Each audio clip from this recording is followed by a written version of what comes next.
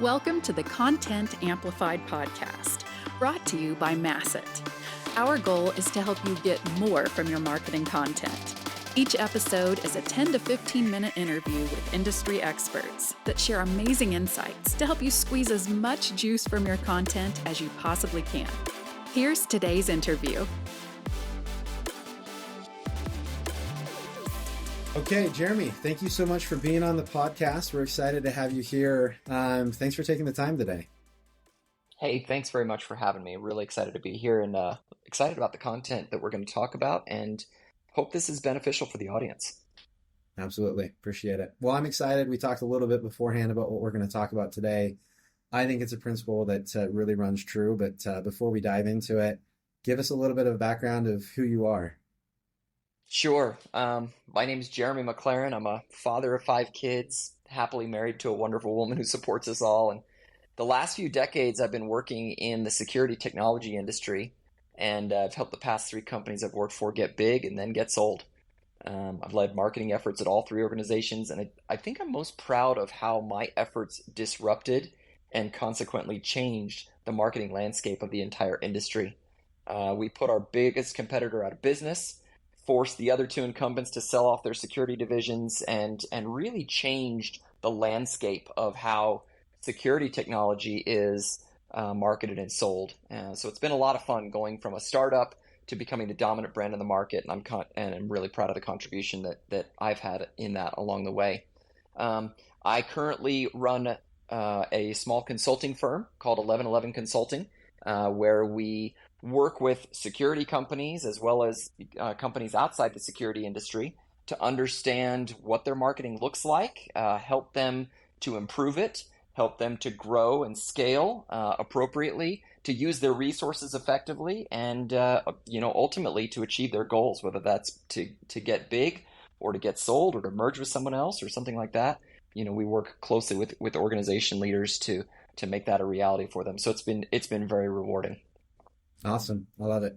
Well, let's dive into the subject. So earlier on, we were talking about this. This is something you're super passionate about. Talk to us a little bit more about your concept here of really getting the most out of your content. And some of the phrases that came to mind as we were talking are running it dry, wearing it out, things of that nature. Talk to us about how can I get the most out of my content? How do I get more out of it by really running it dry? How does that work? It's really interesting because in my career, video has always been a personal passion for me. I love making video content, and I've probably made thousands and thousands and thousands of videos, whether they're podcasts or commercials or teasers or instructional videos, all sorts of things.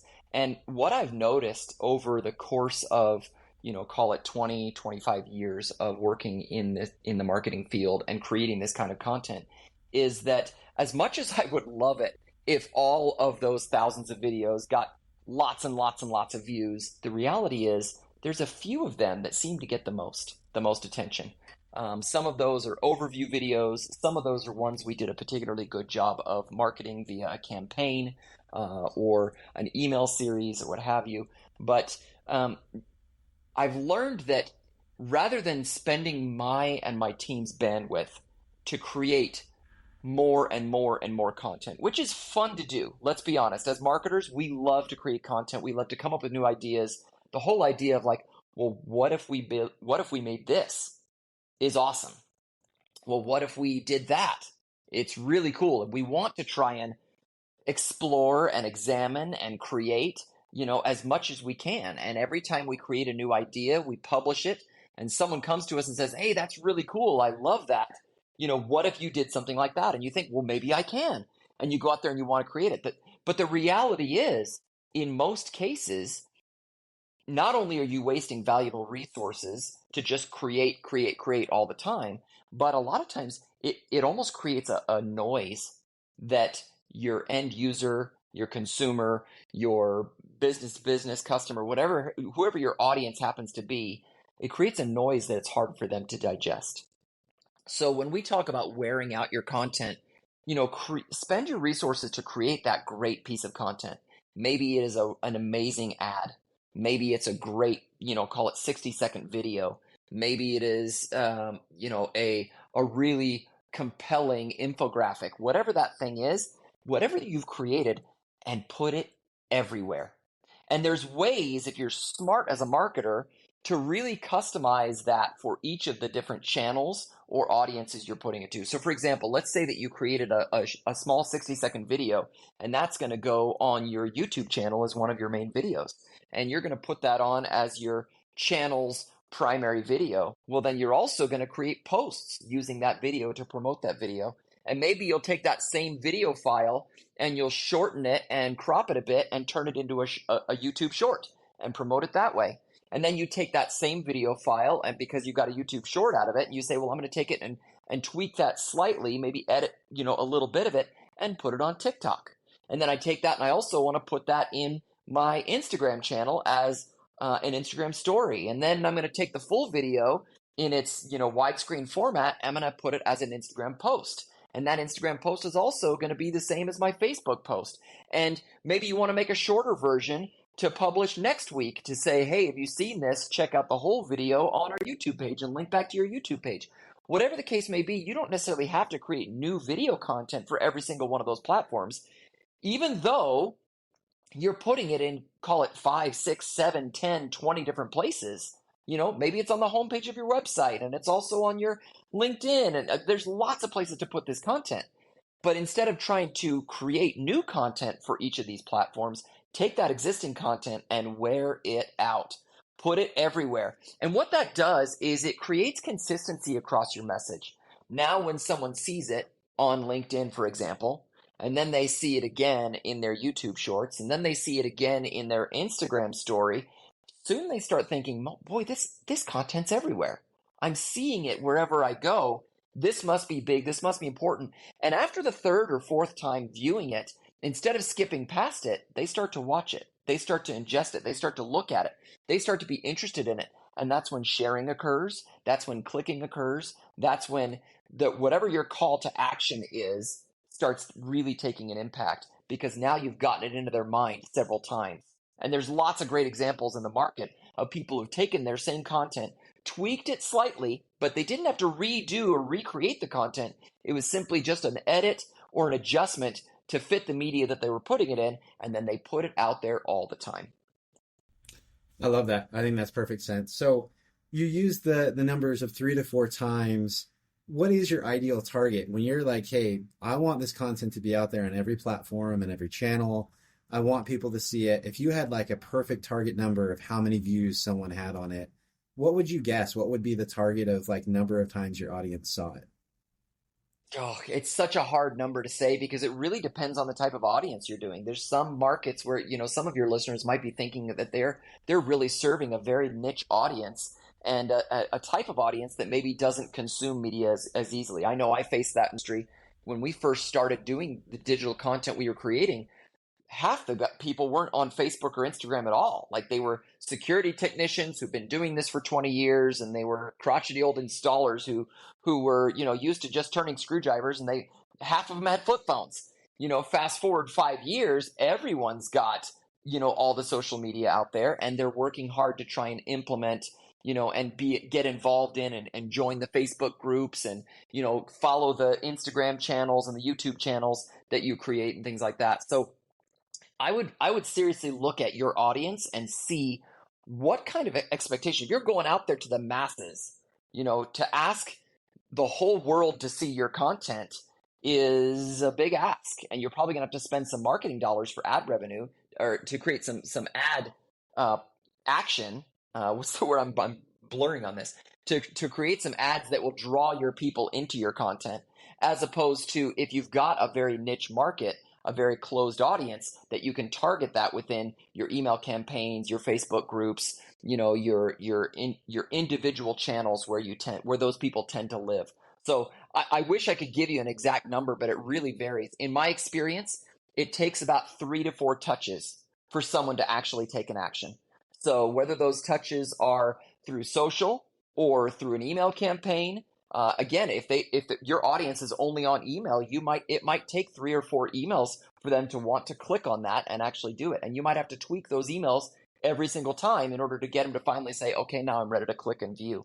So, but three to four touches seems to be about the magic number to get someone to want to engage with your content. Yeah, I love that. And a lot of it's based off the data, like you said. It's based off the idea of where in the funnel are they. If it's top of funnel, probably takes more. Middle of the funnel, it might take less. Bottom of the funnel, it might only be one. So really understanding its place in the funnel, understanding the data, but really to your point, the magic number is, when do people take action? And if you can find that out and find it consistently for the level of the funnel for your specific audience, then you can start to tell yourself, great, this is how often people need to see it before I know I'm getting the full kind of capacity out of my content. So that leads me into my last question. How do you know you've fully run your content dry? Like at one point in time, if you're working with a client or working with yourself in your own video in-house, when do you say, okay, great, I've gotten this content out there long enough that I feel like I've really squeezed the orange so much that there's nothing but pulp coming out. There's no juice. How do you kind of know that point has happened and then it's time to start crafting that next piece of content? You mentioned the word data earlier, and I think that one's so powerful. We have been given so many amazing tools. Almost every social platform, almost every email platform now has analytics built into it. And you can look and see how many views your video is getting on YouTube, what kind of traction it is, where they drop off. I mean, the YouTube analytics are incredible. Facebook analytics are great if you're using that. Instagram has analytics. I mean, almost every platform has a form of analytics that you, as a marketing leader, can look at and see, is my content still making an impact? Am I still getting the views I want? If I repost it, what's the reaction? And you can gauge that over time. If I take one particular piece of content, let's say I've got an image that I put on a particular platform, and you see that the first time you got so many impressions, the second time, what are your impressions? Did they go up? Did they go down? The third time you post it, again, very similar image, what did you get? You can see that information. And using that data, you can make the decision on when my content is running dry. There are some people that continue to run their content for years. I think we've all seen content that was created 2, 3, 4 years ago, and yet still is out there and still being used and still being proliferated because it's still effective. And I think a key to that is not only having good quality content, but it's also having a strong call to action. That strong call to action will allow you to make your content live because it gets people to click on it. If your call to action is buy now or learn more or, get the free brochure or get contacted today, whatever that call to action is, you've got to have a strong call to action that allows the user to say, okay, I've seen your content. Now what? Now what do I do? I want to do something now in reaction because I had an emotional response. I want to act on that emotional response and I need to know what to do. So your calls to action need to be clear. They need to be concise. They need to be consistent. And you need to also vary them from post to post. If it's the same one every single time, it's like, oh yeah, it's that same, I watched that video and the action was learn more. Well, next time you watch the video and the call to action is, get a callback. And then the third time the call to action is join our newsletter or join our group or things like that. So the call to action can vary. And you can even, again, use the data to see which of my calls to action got the most traction, got me the most impact out of this. And that will be another way that you can see whether or not your content is dried up and just ends up as pulp, or if there's still some juice to squeeze out of it. I love it. 100%. This is fantastic. Awesome. Well, Jeremy, thank you for taking the time. Again, I think this concept is great. How to get more out of your content, squeeze it dry, get it till you just got the pulp. And I think you're going to see a lot of results with that. I'd love for you to share a little bit more about your agency and where people can find you if they want to connect with you online in any way, shape, or form. I appreciate that. Come find me, connect with me on LinkedIn, Jeremy McLaren. I would love to meet you and connect with you. And certainly if you've got some needs, then we'll assess what you're doing, what you're trying to do, help you decide the best course forward, and whether you're using your internal resources, an agency, or want to use resources that we have at our disposal, then we can certainly help you take your company from good to great and achieve whatever goals you're looking for. Thank you again for the opportunity here, and I hope the people that are listening really take this content seriously, because the types of things you'll learn in this series are really going to help you round out your abilities as a marketer. And sometimes it's just as simple as hearing a message over and over again that lets us remember the things that we've known for years and maybe gotten distracted. Again, as marketers, we love the content we create. We get excited about creating new content, and it is easy to just spend all our time creating content. But if you're not publishing that content, you're not milking that content and squeezing it dry for everything you possibly can, you're missing opportunities out there for customers to see it and take action on it. I love it. Absolutely true. Absolutely true. All right. Well, thank you so much and appreciate your time today. Yeah, thank you. Good luck, everyone. Thank you for listening to the Content Amplified podcast. Please subscribe and leave us a review. And for additional ways to get more out of your content, visit our website at getmasset.com. That's getmasset.com. And tune in next time to the Content Amplified podcast.